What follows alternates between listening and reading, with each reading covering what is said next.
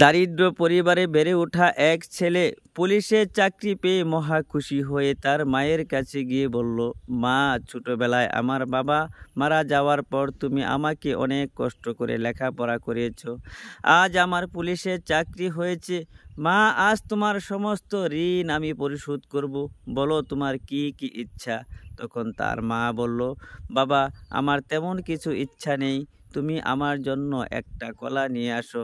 ছেলেটি এক দৌড়ে মায়ের জন্য বাজার থেকে একটা কলা নিয়ে আসলো। তখন তার মা বলল, বাবা, এই কলা তোমার বুকের উপর রেখে তুমি ঘুমিয়ে পড়ো। আমি যখন চাইব তখন তুমি আমাকে দিও। মায়ের কথা অনুযায়ী ছেলে কলাটি বুকের উপর নিয়ে ঘুমিয়ে পড়ল। ঘুমের মধ্যে কলাটি ছেলের পিঠের নিচে চাপা পড়ে চ্যাপ্টা হয়ে গেল। সকালবেলা তার মা যখন কলাটি চাইল, তখন ছেলেটি বলল, মা, কলাটি ঘুমের মধ্যে পিঠের নিচে পড়ে চ্যাপ্টা হয়ে গেছে। তুমি একটু দাঁড়াও, আমি এক্ষুনি বাজার থেকে এক ফানা কলা এনে দিচ্ছি। তখন তার মা বলল, বাবা শোনো, তুমি যখন খুবই ছোট আর দুর্বল ছিলা, তোমার হাড্ডি যখন খুবই নরম ছিল, ওই অবস্থায় তোমাকে বুকের উপর নিয়ে আমি ঘুমিয়েছি। কই, কখনো তো তোমাকে পিঠের নিচে ফেলে চ্যাপ্টা করে ফেলেনি।